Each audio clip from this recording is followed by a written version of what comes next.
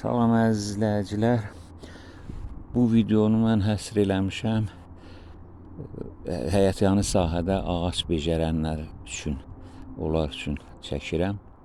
Deməli biz eşitmişik də, deyirlər bu il məhsuldar oldu, bu il məhsul olmadı və onu da bilirlər ki, o yağanlıqla bağlıdır. Məsələn, qar yazın əvvəlinə qədər qalırsa deyirlər, bolluq olacaq.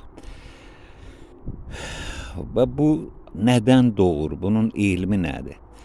Mən özüm aqronom deyiləm və sizdən də aqronom olmaq tələb eləmirəm. Amma elementar bilgilər var ki, onu səthi olaraq biz bilsək, qulluğumuz savadlı qulluq olacaq, düzgün olacaq, effektli olacaq.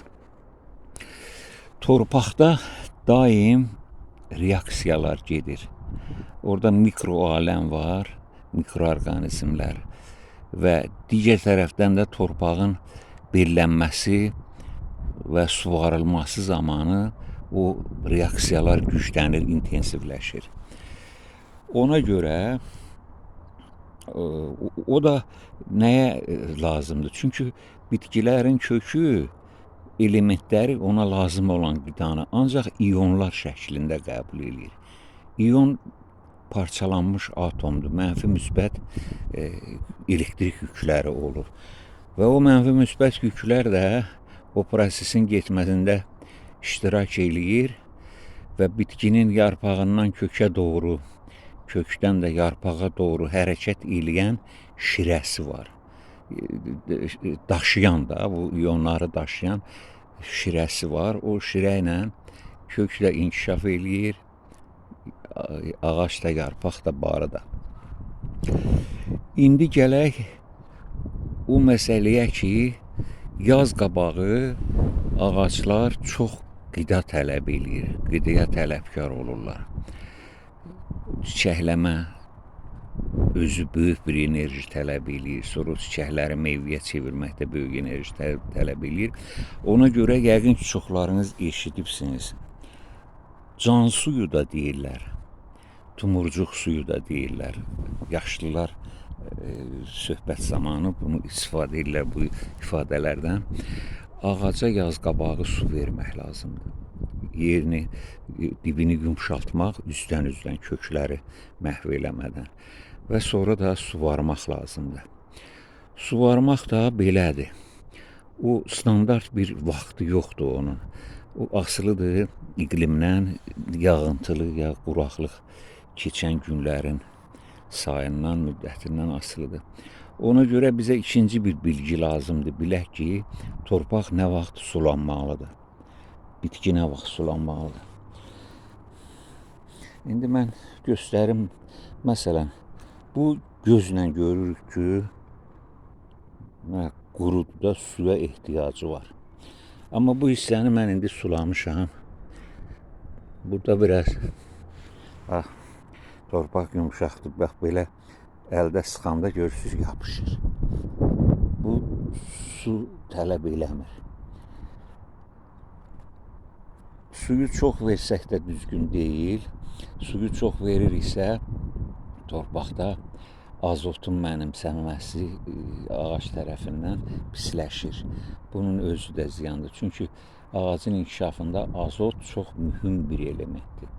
Ona görə yaz qabağı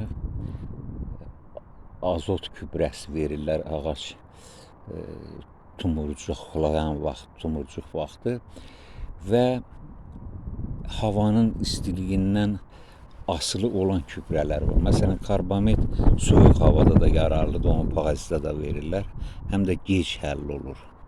Amma azot kübrələri tez həll olunur, ona görə yazda verirlər ki, ağac günbıraq olsun. Elə digər bitkilərə də aiddir bu. Deməli, biz torpağı təyin elədik ki, suvarılmalıdır. Onu belləyib suvarmalıyıq. Suvarmanın bir effekti də nədədir? Su torpağın üst tərəfindən veririk, üstdən aşağıya doğru su axıb gedir.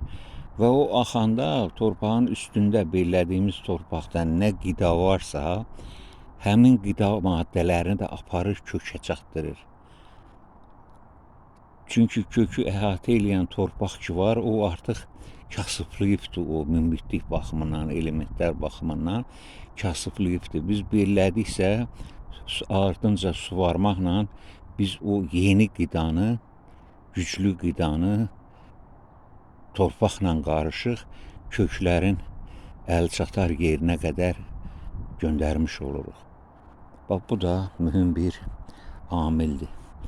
Bu zaman tumurcuqlar da çox açacaq, daha çox tumurcuq açacaq və çiçəklər də az töküləcək. Hansı ki mayalandı, onlar daha tökülməyəcək, bar verəcəklər. Bax, bu məhsuldarlıq üçün vacib olan bir amildir. İndi nəyi unutdum bilmirəm. Suallarınız olsa yazarsınız. Unudub demədiyim bəlkə bir amil oldu. Bildikdə payızda karbamid vurmaq lazımdır. Yazda azot gübrəsi vermək lazımdır.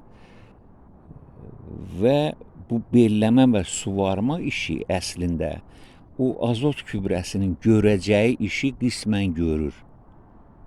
Bir vaxtlar gübrələr olmayan vaxtı ancaq bax, mən danışdığım üsulla belləmə və suvarma ilə o problemi həll eləmiş olurdular.